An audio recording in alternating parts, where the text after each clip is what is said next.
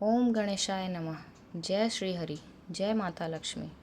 वैशाख मास महात्म्यम के अध्याय 8 में आप सभी का स्वागत है। अध्याय 7 में हमने देखा था कि कैसे इक्ष्वाकु वंश के राजा हेमंग, जो कि एक छिपकली की योनि में जन्मे थे, उन्होंने मोक्ष प्राप्त किया था। तो इसी संदर्भ में आइए आज हम वैशाख मास महात्म्यम के अध्याय 8 का आरंभ करते हैं। मिथिला के राजा श्रुतकीर्ति ने उस इक्ष्वाकु वंश के राजा हेमंग को छिपकली योनि से मोक्ष प्राप्त होते हुए अपनी आंखों से स्वयं अपने महल में देखा। यह सब देखकर राजा बहुत ही आश्चर्यचकित हो गए और उन्होंने श्रुतदेव से हाथ जोड़कर पूछा कि जब इक्ष्वाकु वंश के राजा ने जल नहीं चढ़ाया, उसके परिणाम स्वरूप वह 3 बार चातक के रूप में पुनर्जन्म हुआ और उसके बाद एक घरेलू छिपकली बनकर मेरे महल में उसका जन्म हुआ। निसंदेह ये उसके कर्मों का ही फल था, जो कि उसे भोगना ही था। परंतु आपने यह भी कहा कि वह 1 बार गिद्ध के रूप में और 7 बार कुत्ते के रूप में जन्मा था। यह मुझे अनुचित लगता है। उसने न तो भले लोगों को चोट पहुंचाई थी, न ही किसी की निंदा की थी और न ही किसी असहाय व्यक्ति को कभी हानि नहीं पहुंचाई थी। फिर बिना किसी वास्तविक कारण के उसका जन्म इन निम्न प्रजातियों में क्यों हुआ? कृपया करके मेरी इस शंका को दूर कीजिए। उस पर श्रुतदेव ने कहा, मैं आपके प्रश्न का उत्तर अवश्य दूंगा। यही बात शिवजी ने कैलाश पर्वत पर पार्वती जी को सुनाई थी, तो इसे आप ध्यानपूर्वक सुनिए। भगवान ने इस सभी लोकों की रचना करने के बाद उनके भरण पोषण के 2 तरीके निकाले। एक ऐहिकी, यानी जो इस लोक से संबंध रखता है, और दूसरा आमुष्मिकी, जो कि दूसरे लोक से संबंध रखता है। इस लोक में जीवन यापन करने के लिए 3 प्रकार की सेवाएं बताई गई हैं, जो कि जल सेवा, भोजन सेवा और औषधि सेवा है। हे राजन, पवित्र ग्रंथों में भी कहा गया है कि भले लोगों की सेवा, विष्णु की सेवा और धर्म के मार्ग पर चलना, ये 3 काम ही सर्वोच्च सुख प्रदान करते हैं। यदि कोई व्यक्ति इन 3 कामों को पहले ही कर लेता है तो वह परलोक में सुखी होता है। राजन, यदि कोई वस्तु जो धर्मात्मा लोगों को वांछनीय और वांछित हो, अर्थात जिस वस्तु को धर्मात्मा लोग पाने की इच्छा रखते हैं, यदि वह किसी भी कारण से हमारे लिए असहनीय हो जाए तो वह हमारे लिए हानि और चोट का कारण बनती है। इसी संदर्भ में वे इस प्राचीन कथा को उदाहरण के तौर पर बताते हैं। श्रुत जी ने कहा कि पूर्वज दक्ष ने यज्ञ के लिए दीक्षा ली। वे शिवजी को आमंत्रित करने के लिए कैलाश पर्वत पर गए। राजा दक्ष को देखकर शिवजी न तो अपने आसन से हिले और न ही उठकर खड़े हुए। शिवजी ने मन ही मन सोचा, मैं समस्त लोकों का जनक हूँ, मैं शाश्वत हूँ और केवल वेदों के माध्यम से ही मेरा आगम हो सकता है। शास्त्रों में कहा गया है कि स्वामी को सेवक के लिए नहीं उठना चाहिए, पति को पत्नी के लिए नहीं उठना चाहिए और गुरु को शिष्य को देखकर नहीं उठना चाहिए। पुराणों में भी यही कहा गया है कि विवाह संबंध किसी भी प्रकार से वरिष्ठता का कारण नहीं होती। जिस व्यक्ति का सामर्थ्य, ज्ञान, तपस्या की क्षमता और शांति अधिक होती है, वही श्रेष्ठ होता है। यदि स्वामी और अन्य वरिष्ठ लोग सेवकों को और अन्य लोगों को देखकर अत्यधिक स्नेह के कारण उठ खड़े होंगे, तो उन लोगों की आयु, धन, यश और संतान तुरंत ही नष्ट हो जाएगी। इसीलिए शिवजी ने सोचा कि मैं नहीं उठूंगा, क्योंकि मुझे मेरे ससुर बहुत प्रिय हैं। राजा दक्ष के कल्याण को मन में सोचते हुए शिवजी वहाँ से नहीं उठे।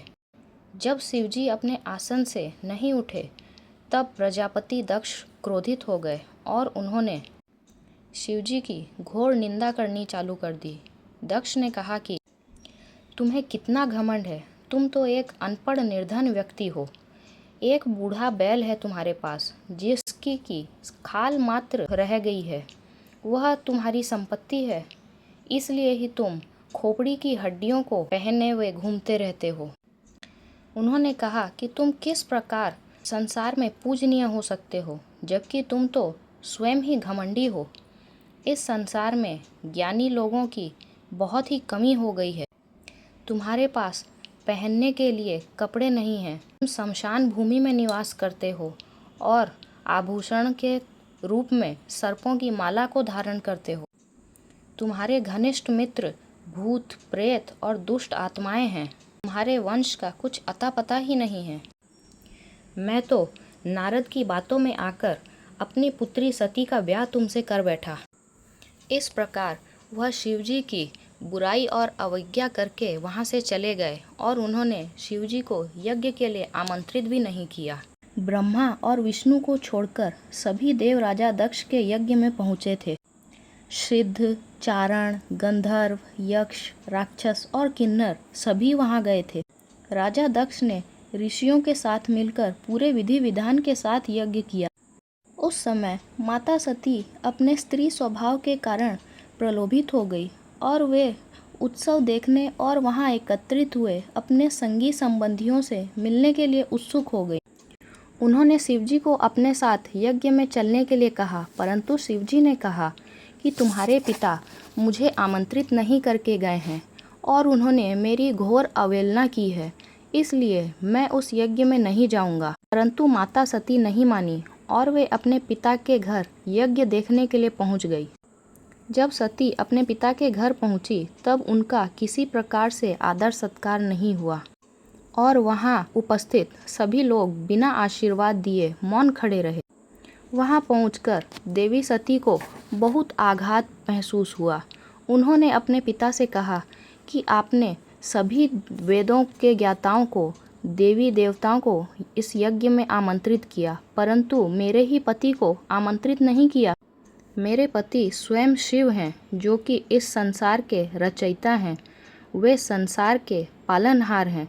देवी सती ने वहां आए सभी उपस्थित गणों से पूछा कि क्या यह उचित है, परंतु सब मौन खड़े रहे। उन्होंने कहा कि क्यों कोई मेरे पिता द्वारा इस कुकर्म का पर्दाफाश नहीं करता। नेक आत्मा वाले लोग ऐसा व्यवहार नहीं करते। क्या भाग्य इनके विरुद्ध है? माता सती के ऐसे कथन सुनकर भगवान पूषण अर्थात सूर्यदेव हंसने लगे। भृगु ऋषि, जिनके की सोचने समझने की कार्य क्षमता नष्ट हो गई थी, वह अपनी मूछें और दाढ़ी को सहलाने लगे। अन्य लोग हंसते रहे और अपनी कमर पर हाथ रख के खड़े रहे। राजा दक्ष ने माता सती को अलग अलग तरह से बहुत प्रकार से फटकारा। यह सब देखकर और सुनकर माता सती अत्यंत क्रोधित हो उठी और उस यज्ञ की अग्नि में अपने प्राण त्याग दिए। इस पर वहाँ पे बहुत हाहाकार और शोर शराबा मच गया। जब शिवजी को इस बात की खबर पड़ी तब उन्होंने क्रोध में आकर अपनी हाथ से अपनी जटाओं को उखाड़कर जमीन पर फेंक दिया, जिससे कि एक शक्तिशाली और 1000 भुजाओं वाला अत्यंत ही विशाल शरीर वाला वीरभद्र प्रकट हुआ। वीरभद्र ने हाथ जोड़कर शिवजी से कहा कि मुझे उस कार्य में लगाइए जिसके लिए कि आपने मुझे सृजित किया है। तब शिवजी ने वीरभद्र को आदेश दिया कि दक्ष का वध कर दो, जिसने कि मेरी निंदा की है और जिसके कारण मेरी प्रिय पत्नी सती ने आत्महत्या कर ली। वीरभद्र अन्य शक्तिशाली प्रेतों और आत्माओं के साथ राजा दक्ष की यज्ञ स्थल पर पहुँचे। वहाँ पहुंचकर उन्होंने सभी देवों, असुरों, मनुष्यों और अन्य लोगों पर प्रहार कर दिया। वीरभद्र ने पूषण यानी सूर्यदेव के दांत तोड़ दिए। उन्होंने दुष्ट स्वभाव वाले भृगु की मूछें उखाड़ दी। वीरभद्र ने राजा दक्ष का सिर काटने के लिए अनेक प्रयास किए, किंतु राजा दक्ष का सिर अच्छी तरह से रक्षा किया हुआ था ऋषियों के मंत्रों द्वारा, इसलिए बलपूर्वक वह नहीं काटा जा सकता था। तब शिवजी वहां स्वयं प्रकट हुए और उन्होंने उस दुष्ट दक्ष का सिर काट डाला। दक्ष का सिर काटने के बाद शिवजी कैलाश पर्वत पर वापस चले गए। जो लोग इस नरसंहार से बच गए उन्होंने ब्रह्मा जी की शरण ली। ब्रह्मा जी ने भगवान शिव को शांत किया। तब शिवजी उनके साथ यज्ञ कक्ष में गए और यज्ञ में आए सभी लोगों को पुनर्जीवित किया। शिवजी ने राजा दक्ष को बकरे का सिर लगाया और शिवजी ने यज्ञ को पहले की तरह पुनः आरंभ किया। यज्ञ के अंत में सभी देवगण अपने अपने धाम को चले गए और शिवजी ने ब्रह्मचर्य का कठोर व्रत ले लिया और गहन तपस्या के लिए चल गए। देवी सती ने अपना शरीर त्याग दिया और पुनर्जन्म लिया मैना और हिमाचल की पुत्री के रूप में। उस समय तारक नाम का एक असुर घोर तपस्या करके ब्रह्मा जी को प्रसन्न करने लगा और ब्रह्मा जी ने प्रसन्न होकर उसे वर दिया कि कोई भी देव, असुर, मनुष्य, नाग किसी भी प्रकार के शस्त्र और शक्तिशाली अस्त्र से तुम नहीं मरोगे। तुम्हारा वध सिर्फ और सिर्फ शिवजी के पुत्र के हाथों ही होगा। इस प्रकार वरदान पाकर वह राक्षस अत्यंत शक्तिशाली हो गया और चारों ओर उसने अपना आतंक फैला दिया। देवगण उसके आतंक से पीड़ित होकर ब्रह्मा जी की शरण में पहुँचे। तब ब्रह्मा जी ने उन्हें कहा कि मैंने उस असुर को यह वरदान दिया है कि वह किसी के द्वारा नहीं मारा जाएगा, किंतु केवल शिवजी के पुत्र के हाथों ही उसकी मृत्यु होगी। पहले देवी सती ने यज्ञ में अपना शरीर त्याग दिया था, जिनका कि पुनर्जन्म हिमालय की पुत्री के रूप में हुआ है। वे पार्वती के नाम से जानी जाती, अतः आपको शिव और पार्वती का विवाह कराना चाहिए। इंद्र ने नारद जी से कहा कि आप हिमवन के पास जाइए और उनसे कहिए उनकी पुत्री जो कि पार्वती है वह पूर्व जन्म में शिवजी की पत्नी सती थी, अतः आप पुनः शिव और पार्वती का विवाह करवाइए। नारद जी ने वैसा ही किया जैसा कि उनसे कहा गया था। उसके बाद इंद्र ने कामदेव को बुलाया और उनसे शिवजी की तपस्या भंग करने के लिए कहा। कामदेव ने शिवजी की तपस्या भंग कर दी।